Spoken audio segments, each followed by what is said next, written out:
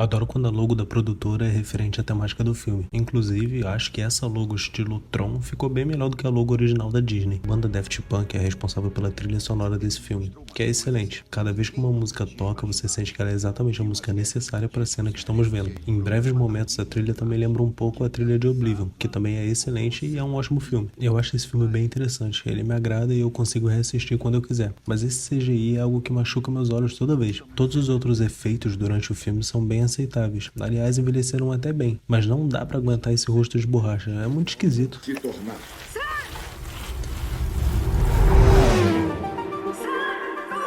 Gosto muito dessa transição de como ela é guiada pela música, que além de ser ótima, consegue transformar uma moto num túnel em algo quase épico.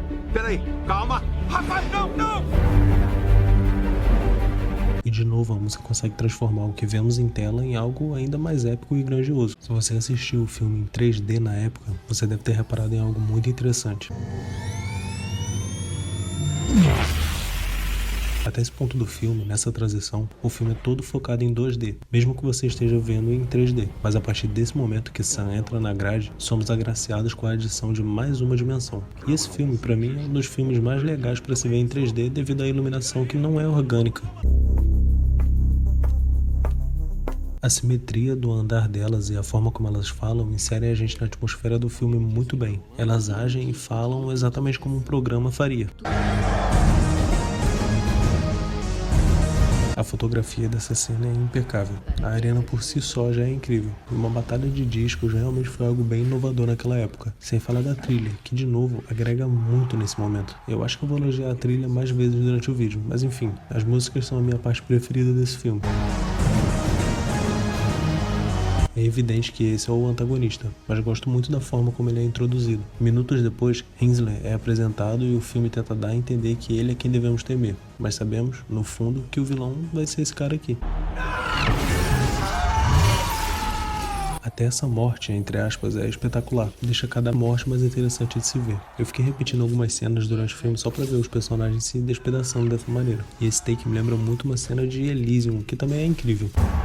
Combatente 3 versus Winslow. Essa é uma apresentação bem apropriada para um antagonista. Ele até tem uma música de entrada própria e a plateia vibra com a presença dele. E uma pequena coisa estética que eu gosto bastante em Hemsworth são os barulhos que ele faz. A gente nem repara a princípio e é como se estivesse abafado pela máscara preta e sem a emoção que ele usa. Mas está lá, e é um som que faz você sentir como se Hemsworth não fosse apenas um animal, mas alguém verdadeiramente perigoso, inteligente e calculista. Também gosto de achar que esses sons se referem ao som de um programa quebrado, que é basicamente a situação dele. Clu quebrou o Tron e transformou ele nessa coisa. Tron. E aliás, quando o Clu supostamente mata Tron, podemos ouvir esse barulho que se repete toda vez que Hemsworth está em cena, dando uma dica para nós de que Tron e Hemsworth são a mesma pessoa. O que é isso? O que eu faço com isso? Não é assim que se segura. Acho que essa foi uma piadinha sobre os sabres de luz. Interessante que 2 anos depois a Disney tenha comprado a franquia Star Wars.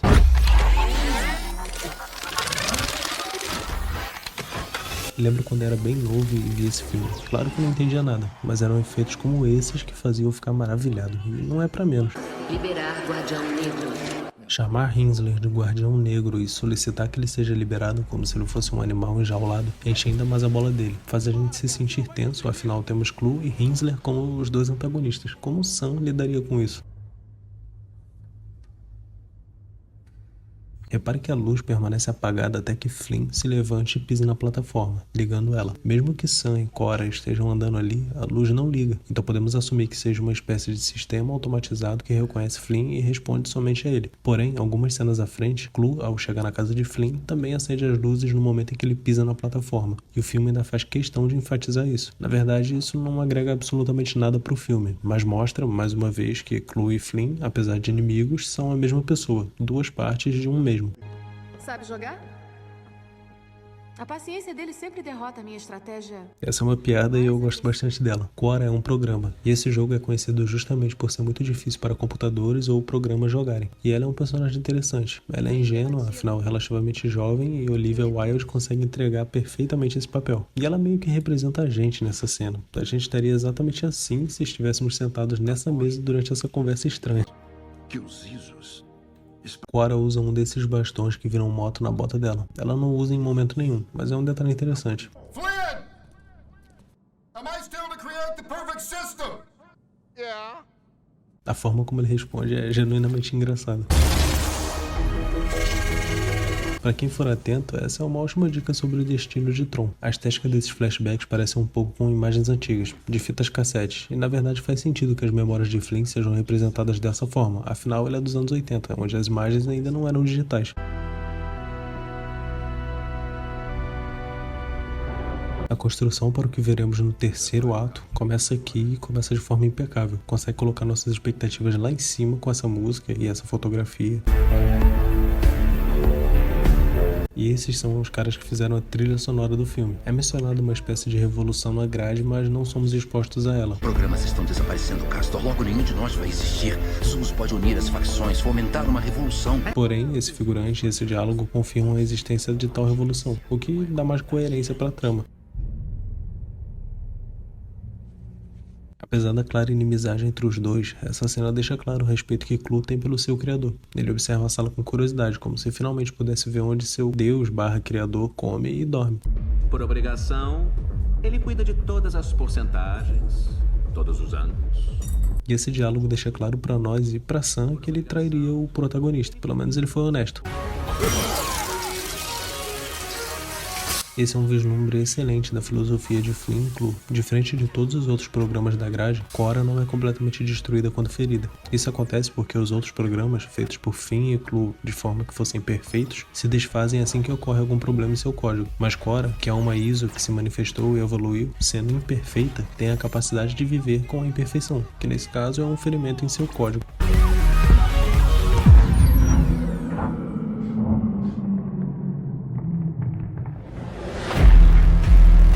Se levarmos em conta que a música realmente está sendo tocada no ambiente pelos DJs nesse momento, é bem legal que no momento que Flynn, o criador, chega, eles mudam a música e tocam algo mais sério, mais relevante. E exatamente como uma divindade, Flynn chega e vira o jogo a favor dele. Aqui ele realmente é uma divindade e gosto como o filme equilibra isso. Ele pode ter certo poder aqui, mas ele ainda é só um, e Clu tem um exército. Mas como eu disse, o filme equilibra isso bem e vemos algo justo em tela. Flynn sabe que tem poder para mudar o jogo, mas também sabe que jamais conseguiria lidar com Clu sem colocar o seu disco em risco e permitir que Clu vá para o mundo real, que é o plano dele desde o princípio e é o que Flynn tenta evitar a qualquer custo. Já pulou de um trem de carga, fazendo do seu jeito uma corrida desenfreada até o portal. E nesse ponto, Flynn finalmente acha o momento certo para agir, mesmo que isso signifique que ele tenha que sacrificar a si mesmo. Depois de tanto tempo se escondendo para proteger o disco e impedir o plano de Clu, ele enfim tomou a decisão pensando somente em tirar o seu filho de lá e finalmente deter Clu. Ia ser incrível antes do Clu estragar tudo. Não, ele sou eu. Eu estraguei tudo. Ele reconhecer isso é algo que acrescenta bem ao personagem. Mostra certo caráter e inteligência, que a gente não sentiria falta se não tivesse, mas somos gratos por ter. Onde você está agora? Existe algo chamado Vale da Estranheza. É quando algo é bem parecido com o que conhecemos, mas não o suficiente para enganar a gente, causando uma certa estranheza. Infelizmente, esse filme incomoda muito com isso, já que Clu foi feito artificialmente. E pra mim, o mais estranho é que o filme, como qualquer outro, tem uma taxa de 24 quadros por segundo, mas Clu parece ter 60, deixando ele mais fluido do que todo o resto, e isso me incomoda bastante. Você não tem permissão. Quantas vezes a gente não deu um tapa em algum aparelho pra fazer ele funcionar, né? Chave mestra desconectada. Meu Deus, esse take me dá vontade de chorar, que estranho. Caso você não tenha reconhecido esse grito, ele é uma versão digitalizada desse grito aqui. Consegui. Incrível como o filme consegue começar a criar um relacionamento entre os dois usando apenas uma troca de olhares mais íntimos, sem ter que forçar um beijo, o que seria estranho e clichê. Outra cena dessa e é tão incrível quanto a primeira. Eu luto pelos usuários. Essa cena é muito boa porque ela alimenta tanto a nossa expectativa por saber que Tron continua vivo e não está mais corrompido, já que ele até mudou a cor das vestimentas dele, quanto a nossa atenção, já que Clu também está vivo e o perigo não passou. Me perdoe, Clu. Me perdoe.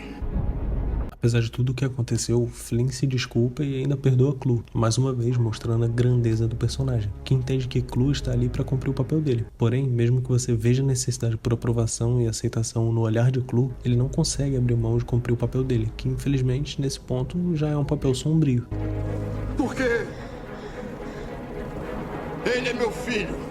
E essa é a resposta mais aceitável e realista que ele poderia dar. Ele poderia justificar que estava fazendo isso pelo bem do mundo lá fora, mas não teria o mesmo significado do que se sacrificar pelo bem do próprio filho. Também gosto da expressão na cara de Clu. Ele percebe que mesmo tendo feito exatamente o que devia, feito tudo perfeitamente, ainda não é nada comparado com laços biológicos, coisa que provavelmente ele nem compreende, já que ele é só um programa. Eu era muito novo na época, então não lembro o que falavam sobre esse filme e nem se falavam dele, mas sei que hoje em dia não falam, o que é uma pena. Esse filme é muito bom e na minha humilde opinião, ele foi bem subestimado. Ele é repleto de lutas épicas, cenários incríveis e músicas espetaculares, sem falar do uso da simetria durante o filme, espelhando exatamente um programa. Não sou crítico profissional e não sei quais critérios foram levados em conta, mas como um espectador, eu acho que a crítica errou um pouco quanto a esse filme. Eu li algumas reviews e várias pessoas questionaram que o filme não tinha sua originalidade, mas acho que ainda assim você pode se agradar com o filme. Ele conta uma história simples de uma relação entre pai e filho, criatura e criador, que funciona muito bem e o filme consegue tornar esse plot simples e realmente nada original em algo grande e bem interessante. Os críticos e as pessoas disseram que esse filme pegou os elementos principais do primeiro filme e copiou, o que até parece ser verdade. Mas não é. O primeiro filme fala sobre fé versus ateísmo. Os programas zombavam da ideia de um usuário que tenha criado eles, enquanto nesse filme os usuários são como lendas e até são respeitados por alguns programas. O filme lida com ideias mais religiosas, nos mostrando que a imperfeição e o caos são aceitáveis e até necessários. Flynn e Clu também são representações da não dualidade retratada nesse filme. Não se trata somente de bem ou do mal. Flynn e Clu são duas partes de um mesmo. Flynn não pode culpar Clu pelo que ele se tornou, já que ele e Clu são, na teoria, a mesma pessoa. E a trilha sonora misturada a tudo isso é basicamente uma receita perfeita. Uma pena que esse filme não tenha tido tanto apelo assim, mas é um filme realmente divertido e se você assistir de forma despretensiosa, dificilmente você vai se decepcionar.